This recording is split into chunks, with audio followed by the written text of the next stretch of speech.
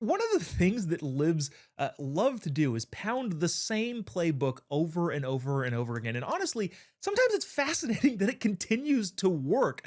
Bernie Sanders is one of those libs that have been pounding the same playbook over and over and over again. If you didn't know this, Bernie and AOC are on this big tour, which frighteningly is gathering a lot of people to it, called the End Oligarchy Tour or something anti oligarchy.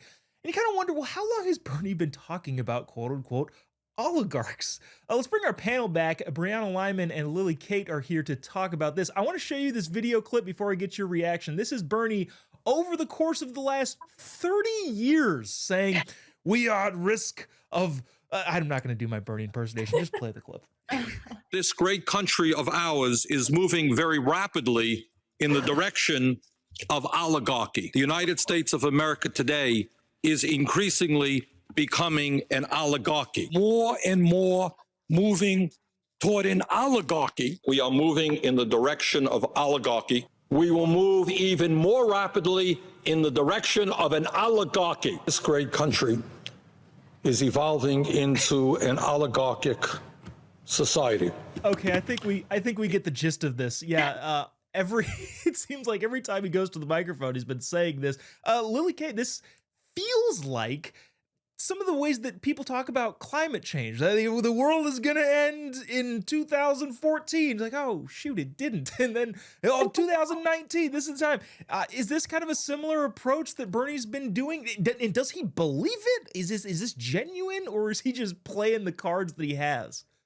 Well, first of all, can we talk about the fact that he has not aged a day in 32 years? I mean, that guy looks exactly the same as he did in like 1995. So that's alarming for sure. That should tell us about our octogenarian class of politicians. But if you look up the definition of oligarchy, all it means in the classic Greek sense is the government that is run by a small select group of people.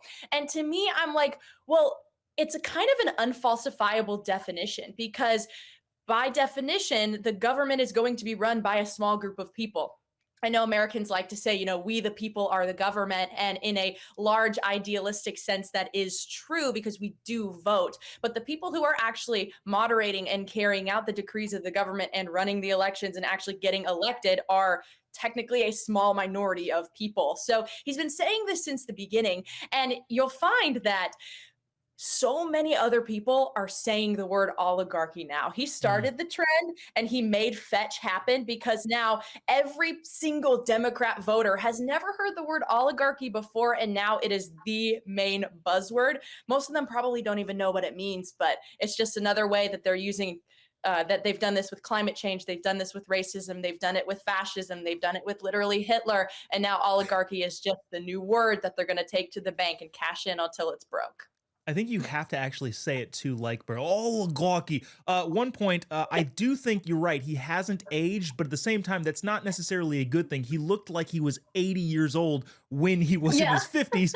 So there's that. And the second, yeah, Bernie Sanders has effectively pulled his party so far to his side. In that case, yeah, Brown, I feel like it's kind of a success. Again, not necessarily in a good way for the American people, but Bernie Sanders has really yanked the party to the left progressivism side as opposed to the moderate side that got, Bill Clinton elected. Is this going to be a trend that's going to keep going down the path? Is AOC going to be the next person that carries the torch for the next generation? So I'm kind of torn on this. So Bernie Sanders may have gotten his party to move further left, but that doesn't mean it's been successful for the party. We've seen that with the entire country shifting right this past election. And then to kind of piggyback off what Lily said, oligarchy, yes, right now people are talking about it, but like she said, I don't think most people know what that word means, and it is not a kitchen table issue, which is why it hasn't been effective in the past, 30 years or so. And Democrats right now are on this weird tour in California. AOC has 35,000 people, and I see people on Twitter who are like, oh my God, did you see all those people turning out? And it's like, wow, for the first time, California may go blue this year or in 2026, you know? So it's like the people that AOC and Bernie Sanders are out here targeting are people they already have. They don't have to win those people over. The people they do have to win over are not at Coachella. They're not at California or Los Angeles. They are in Ohio and Pennsylvania, Kentucky, what have Mhm. you. And they're not listening. They don't care about the word oligarchy. It's a buzzword, like we've said. They want to hear economy, immigration, crime.